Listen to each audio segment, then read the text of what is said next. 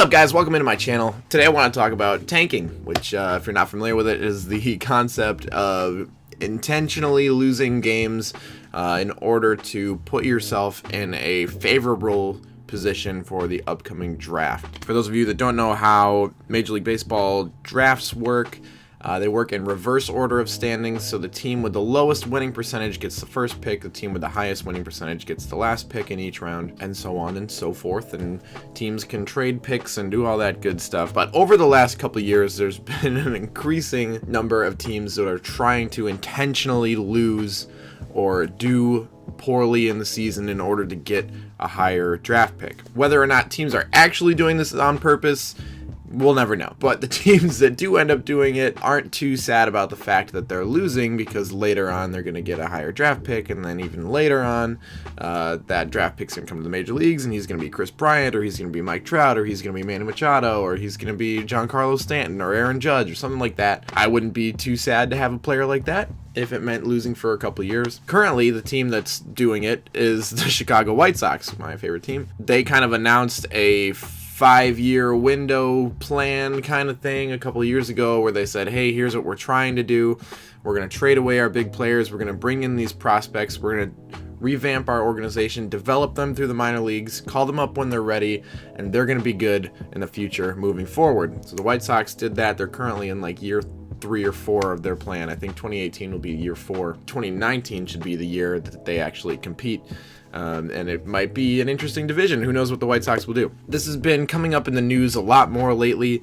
You have people like Scott Boras, who's an agent in baseball. He's been coming out and saying that tanking is ruining the game. I just read this morning that Lou Piniella, when he was managing the Tampa Bay Rays in 2006, let me find it, he sat out the last season of his contract with the Devil Rays because they weren't trying to win. He said they're not interested in the present, they're interested in the future, and that is from an ESPN article. I'll post a link to it in the comments. But I was scrolling through Reddit this morning and I saw that and I kind of wanted to talk about it. I don't really have a hard stance on this one way or the other. I'm not entirely for it, but I'm not entirely against it either. It seems like the people that are actually in the game and who are involved with baseball on a day-to-day basis, people like Scott Boras, people like Lou Piniella, people like insert random general manager here, but it seems like those are the people that are the most outspoken about it, and I can't think of any fans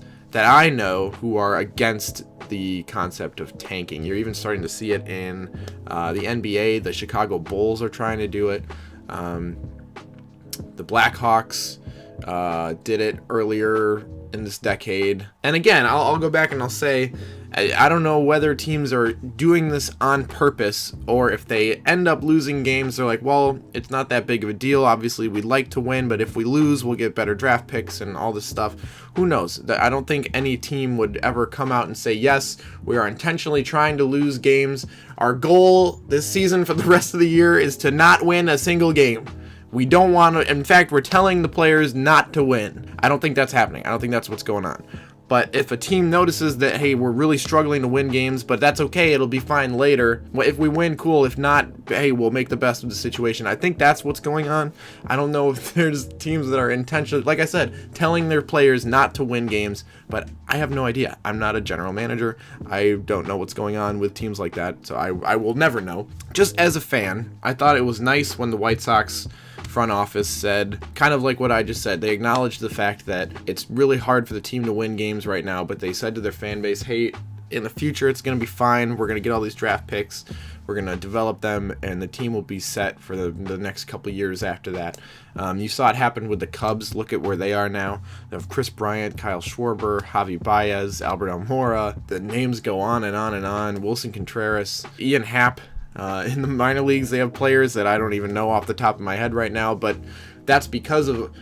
Now, granted, that was 108 years worth of losing, so that fan base was kind of used to them not winning. For a team like the Marlins, where they're just coming off of a year where they kind of competed in their division, maybe if they had held on to those players, they would have been good next year. Who knows if they had brought in another player or two to bolster their pitching staff or their bullpen or their lineup. Maybe they could have made it into the playoffs. Who knows? Instead, they unload everything. They traded off Ozuna. They traded off Stanton. They traded off D. Gordon. They traded off Christian Yelich. But in return, they got a lot of prospects, a lot of developing players. Now, that isn't necessarily tanking, that's more of a fire sale. So kind of the loophole in this strategy is that it's not against the rules. There's nothing saying that a team can't intentionally lose games in order to get higher draft picks until something is done where they enforce, like maybe somebody says, hey, you guys are losing a lot. Something's going on here. We know what happens when you lose. You get a higher pick. So if you're losing a lot, there's no rule against it. There's nothing stopping a team from doing that. There's nothing preventing a team from doing that. It's just exploiting the way that the draft works until something happens with the draft. Maybe they do a lottery thing where all the teams under a certain winning percentage are randomized and they're pulled from a hat, and they do a thing like the NBA. I'm not entirely sure if that's exactly how the NBA draft works, but I'm just saying something similar to what they do, where they do a draft lottery and they don't go by reverse winning percentage. Maybe something like that could work with baseball in order to kind of counteract this whole tanking thing. So my question to you is, what do you think? What is your opinion on tanking? Like I said, I don't really have a hard opinion one way or the other. I'm going to be a fan of the White Sox, whether they win 100 games or they lose 100 games. I don't mind. I'm going to tune in for as many games as possible that season. I'm going to watch the White Sox, and when they win someday, I'll be happy. I think the most important part is if a team's front office does come out and say to their fans, we have a plan. When Theo Epstein came and took over the Chicago Cubs, one of the first things he did was he completely rewrote the organization's process for developing prospects, all the way down to instructional baseball. Every step of the way, he gave them, it was something like a 130-page book or memo, or I don't even know what it was, but I remember it being a stupidly long thing that he prepared for the organization. That was when he first came in with the Chicago Cubs a couple years ago. And now look where they are. They won the World Series in 2016. They have incredible prospects. They have one of the best rosters in all of baseball. Top 3, if not the best. They're top 3 for sure. And that's all thanks to Theo Epstein coming in, recognizing the potential in losing. There's potential when you lose. Losing is not bad necessarily. It doesn't mean that you'll win the World Series that year, obviously, because you won't even make it to the playoffs. Anyway, what do you think? Post in the comments. If your favorite team came out and said something along the lines of, hey, we're going to intentionally lose games so we can get a better draft pick, so 6 years from now we'll be good, so hold on, how would you feel? I want to know. So post in the comments, and we'll get the discussion going. And yeah, cheers.